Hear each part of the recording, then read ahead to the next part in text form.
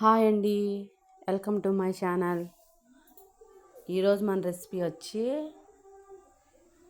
పండు మిర్చి నిల్వ పచ్చడి ఎలా తయారు చేసుకుందామో చూద్దామండి.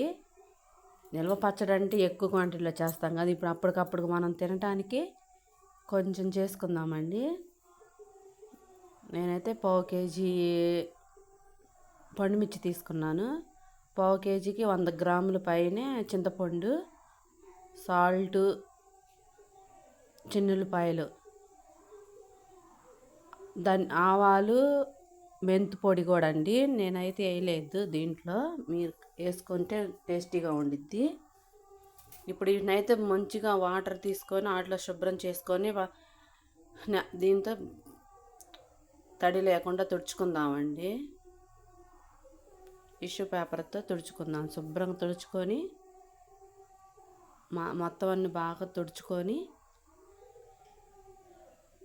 వాటికున్న తొక్కులన్నీ తీసేసి శుభ్రంగా తుడుచుకొని పక్కన పెట్టుకొని చాకుతో చిన్న చిన్న ముక్కలుగా కట్ చేసుకుందామండి. అలాగా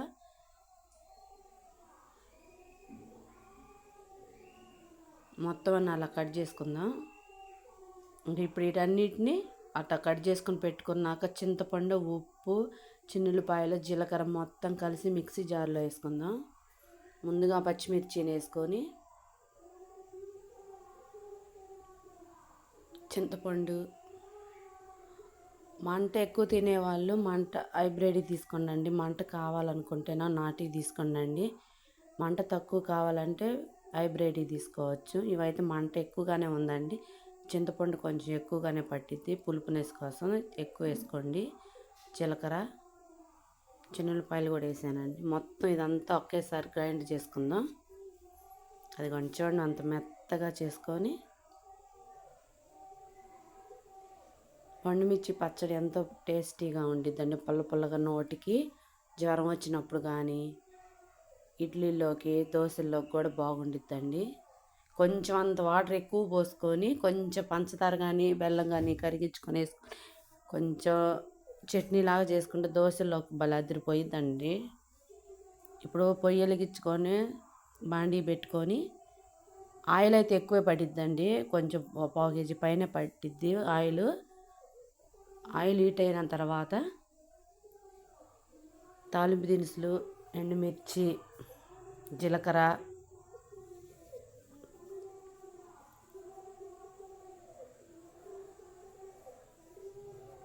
ఇవి చిటపటలాడినాక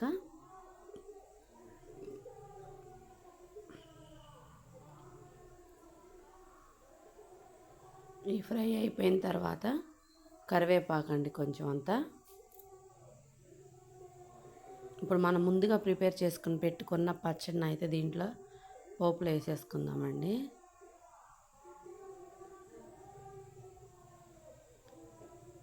ఇది పచ్చిగా అన్నీ వేసి మనము మిక్సీ పట్టాం కాబట్టి ఆయిల్లో ఎక్కువ సేపు ఉడకనిస్తే ఆ పచ్చి వాసన అనేది పోయిద్దండి.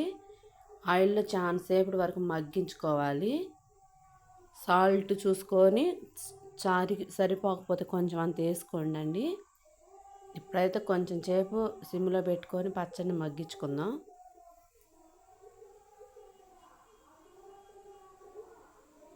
మంచి కలర్లో వచ్చిందండి చట్నీ అయితే. ఇప్పుడు దీన్ని ఆరినాక జాడీలోకి స్టోర్ చేసుకుంటే వారం రోజులైనా ఉండిద్దండి. ఇప్పుడు మనం అప్పటికప్పుడు ఇన్సెంట్కి చేసాం కాబట్టి మనం తినేయచ్చు. నిల్వ పచ్చడి అయితే జాడీలో చింతపండు. Thank you for watching.